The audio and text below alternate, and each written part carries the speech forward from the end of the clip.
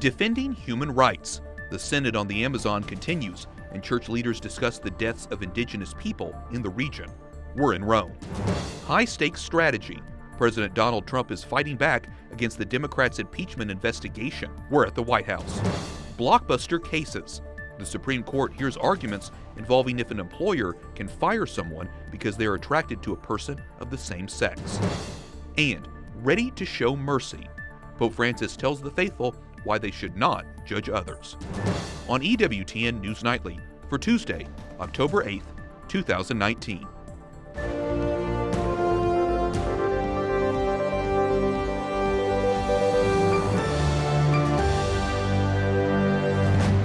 Good evening from Washington, D.C., and thank you for joining us for News from a Catholic Perspective. I'm Wyatt Coolsby. It's the second day of the bishops' meeting on the Amazon in the Vatican. The Synod is bringing church leaders together to discuss how the church can help protect the Amazon region. The meetings are also focused on how to offer the best pastoral care to remote indigenous people there.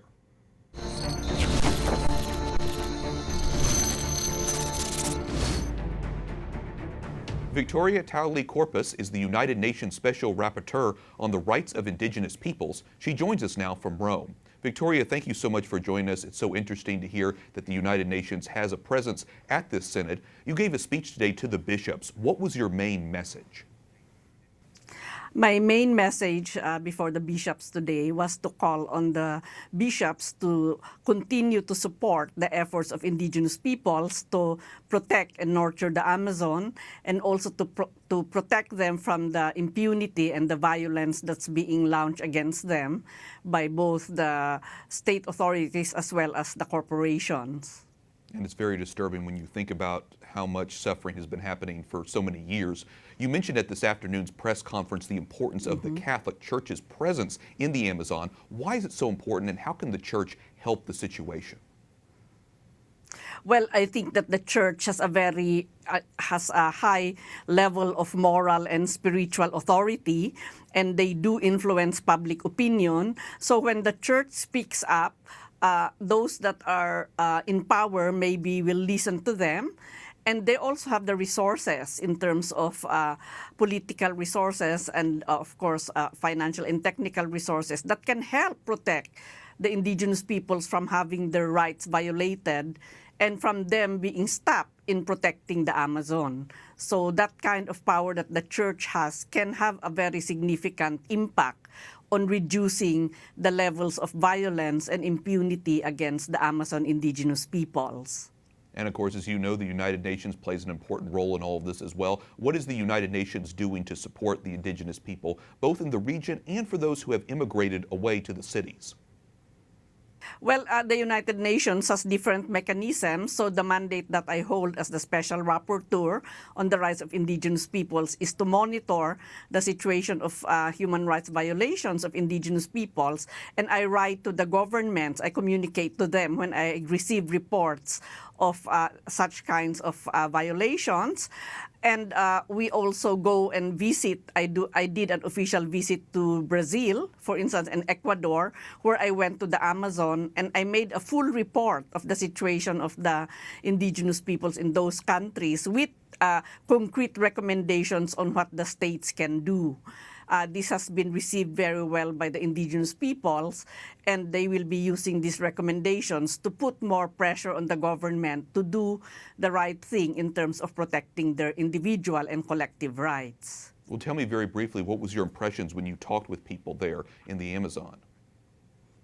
Well, my impression was that they are very determined to continue playing their task of protecting the Amazon. They are fearful, of course, of the repression that they are being faced with.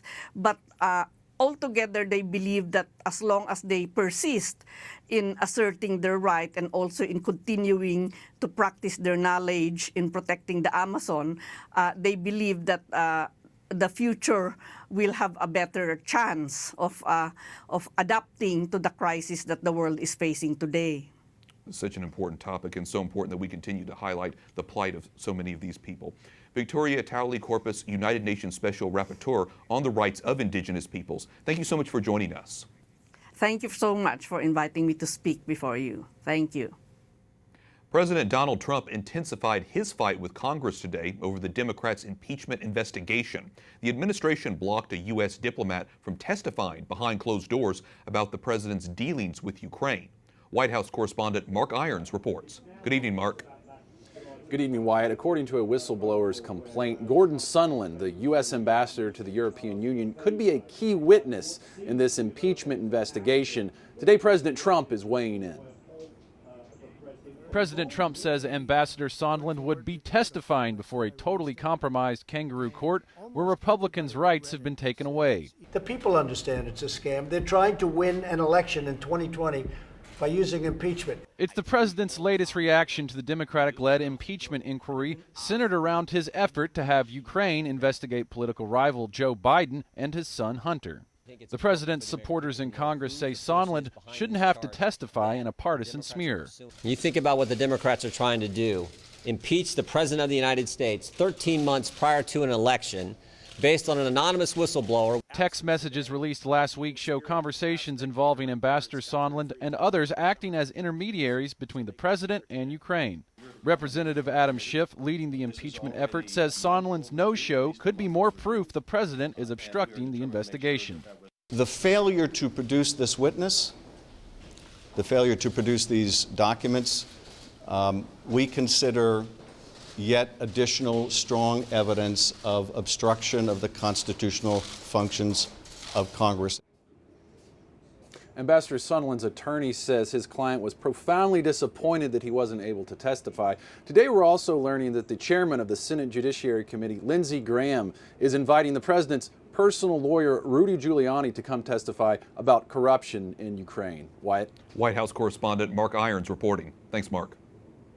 Joining me now from Phoenix, Arizona is chairman of the House Freedom Caucus, Republican Congressman Andy Biggs. Congressman, welcome back to the program.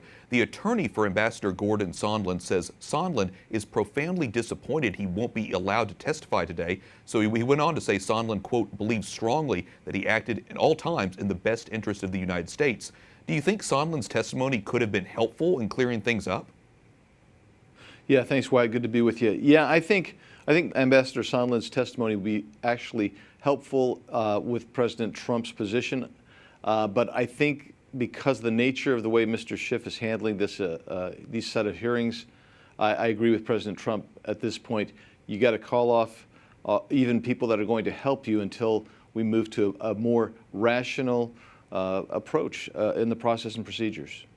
Let me follow up with you on that, because the Democrats say by not allowing witnesses to testify, by not providing documents that have been requested, the Trump administration is obstructing this impeachment inquiry investigation. How do you respond to that? Well, first of all, I always say, I think you've got the most transparent president in history, but then you move to this. This is not an impeachment inquiry, because if it were, we would have voted on the floor of the House, and then you'd have a set of rules where the president's counsel would be present, House Republicans would be able to subpoena witnesses, and you would actually proceed to a historically set precedent on how we do these things. But this isn't even really a House Oversight Committee approach anymore. Why? What it is you've got Mr. Schiff holding closed-door meetings, closed-door depositions, releasing basically non-contextual emails that he thinks buttress his position, which is in favor of impeachment. And so he's rooting around looking for impeachment, and that's part of the real problem with what's going on in Congress today.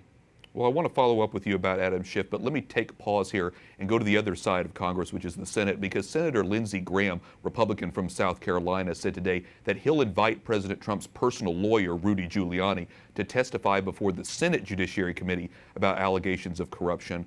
Should he testify, and then what would the difference be? Yeah, I think he should testify. The difference would be that this is going to be an open testimony, I anticipate both sides being able to ask questions. I think those are critical to getting this information out, that the president he has to defend himself because he's under attack nonstop. And that is a huge difference from what we see the way Mr. Schiff is doing, where we're having closed-door hearings, and you don't have the opportunity for Republicans to really proceed in the same fashion that you would in the Senate. So let me follow up with you. To that end, you've introduced a motion to condemn and censure House Intelligence Committee Chairman Adam Schiff, who you referenced, a Democrat.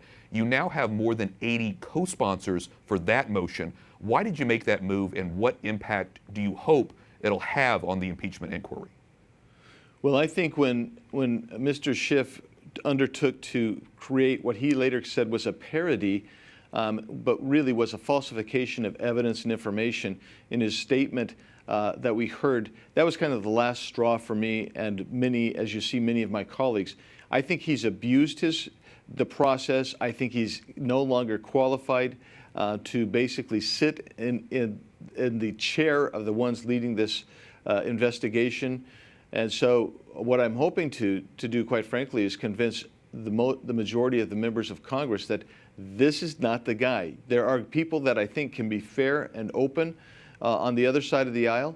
Let those people chair this type of committee. But whatever you do, this guy, Adam Schiff, has demonstrated an unfair bias. I understand we all have biases, but in his case, it's unfair, and he's basically abusing the process. That can't go on when you're talking about impeaching the President of the United States of America. Very interesting. A lot of things to consider when we're talking about this impeachment inquiry. And obviously, we appreciate your coming on to give us your insight on all of this. Congressman Andy Biggs, Republican from Arizona and chairman of the House Freedom Caucus, thanks so much for joining us today. Thanks, White. Always good to be with you. The head of Customs and Border Protection says the Trump administration's crackdown on the southern border is working. He says arrests have dropped 4 months in a row. While Congress has failed to put forth a single piece of legislation, even be able to introduce it to the floor to address this crisis, we have addressed this crisis. The U.S. has denied asylum to most migrants who cross through another country to get to the U.S. and has sent more than 45,000 migrants back to Mexico to wait out their asylum claims. Mexico is also cracking down at its own borders so fewer migrants reach the U.S. Victims of clergy sexual abuse in Colorado are eligible for unlimited payouts. Catholic officials and Colorado's Attorney General announced the church-funded program yesterday. Survivors have until next year to file claims. Church leaders say they are reviewing their files to determine if any other priests have credible allegations against them. It is looking increasingly unlikely a deal will be in place for Britain to leave the European Union by the end of the month. Cabinet ministers met today to discuss Brexit with UK Prime Minister Boris Johnson. He is blaming EU officials for what he calls a breakdown in negotiations. But the European Union says negotiations are continuing, and a top EU leader accused Britain of playing a blame game. Hong Kong's leader, Carrie Lam, says it is possible China's military could intervene in the city's ongoing protests.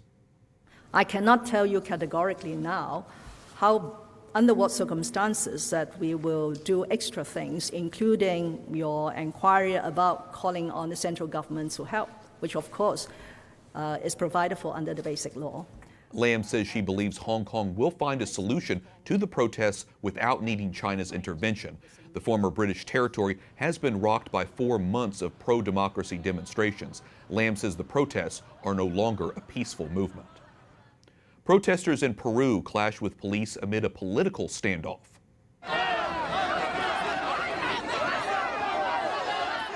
The demonstrations began after the country's president decided to shut down Congress. Protesters liken the moves to a coup, but a newspaper poll says 84% of the country agreed with the decision to close Congress. Right now, Peru is dealing with record-high hyperinflation. Coming up, what President Trump's decision about Syria means for Christians in the region. And a trio of high-profile cases involving homosexuality and transgenderism takes center stage at the Supreme Court.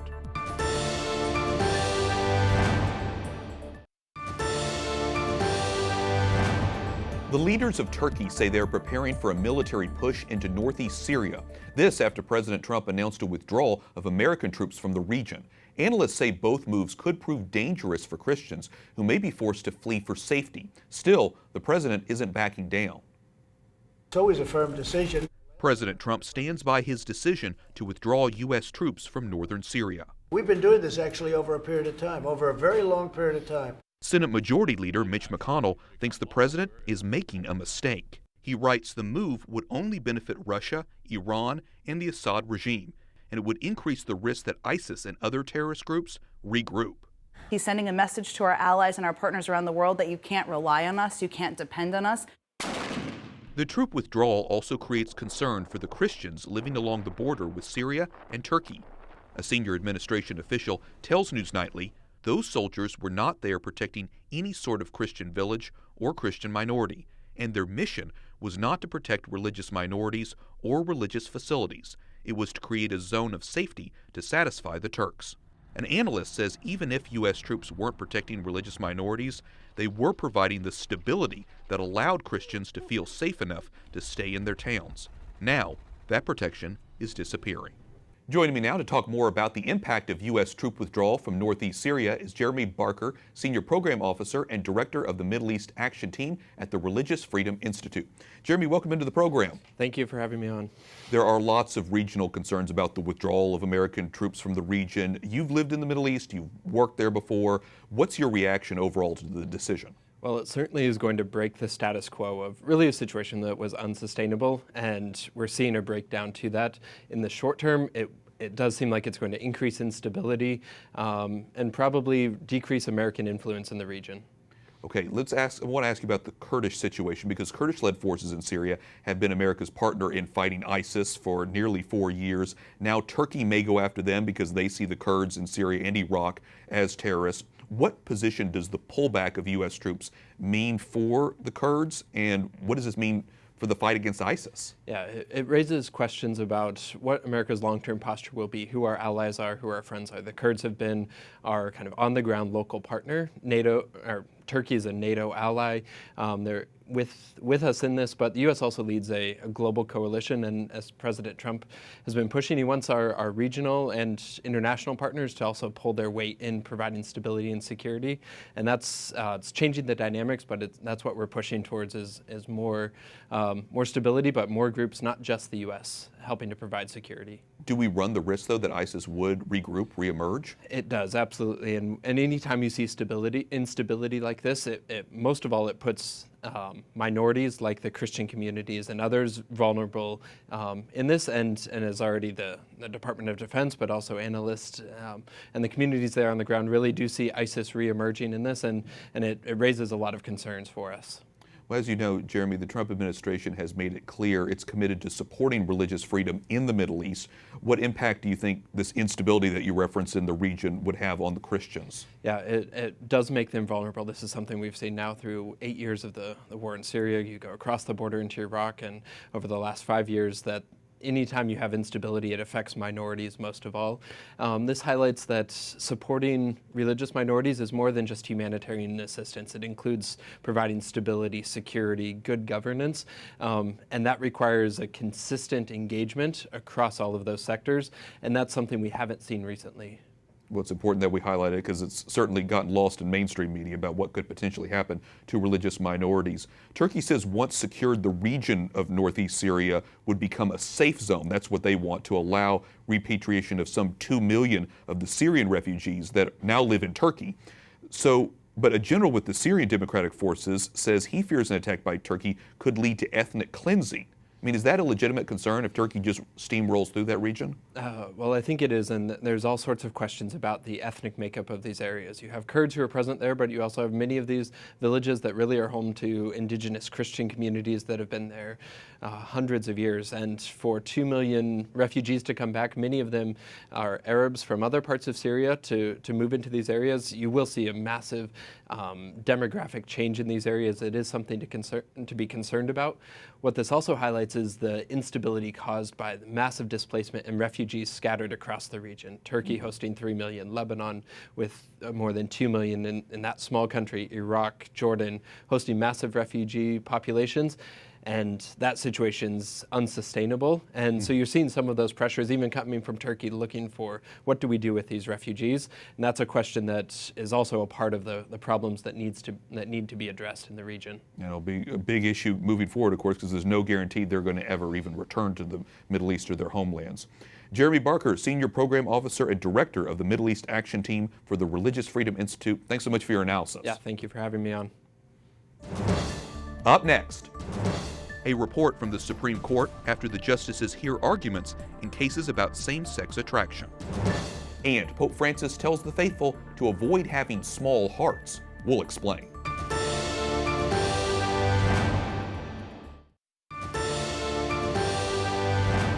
The Supreme Court takes up 3 high-profile cases about homosexuality and transgenderism today. 2 of those cases involve people allegedly fired for having same-sex attractions, and one other about a person fired for wanting to change genders. Correspondent Jason Calvi was inside the courtroom today for the oral arguments.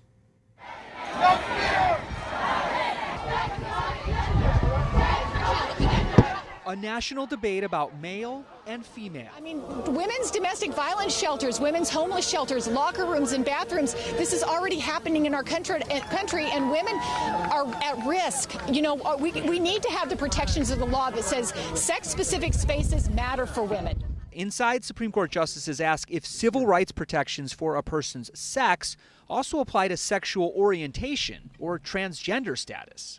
Trans lives matter! Outside, dueling rallies. We shall overcome. In one of today's cases, Clayton County, Georgia fired Geraldine Bostock. He says it came after he joined a gay softball league. And workplace discrimination of any type is just unacceptable. It's 2019. We shouldn't have to be here. We shouldn't have to be having this conversation. But we are, and so we're confronting this head on, and we're going to take care of business. In another case, funeral home owner Thomas Rost fired a worker born a man who wanted to work as a woman.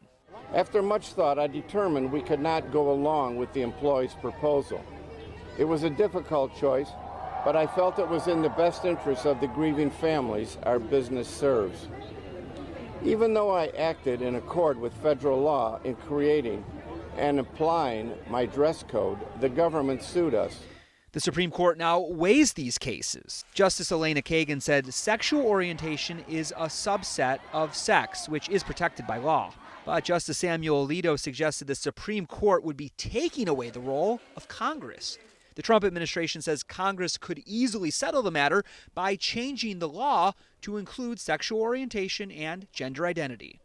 This is the first time since the retirement of Justice Kennedy that the Supreme Court has weighed into this controversial issue. He was known as the swing vote on these issues. Now we expect the decisions in these latest cases by the summer of 2020. Here at the Supreme Court, Jason Calvi, EWTN News Nightly. Pope Francis names a new leader for the Diocese of Helena in Montana. Father Austin Vetter comes from the Diocese of Bismarck in North Dakota.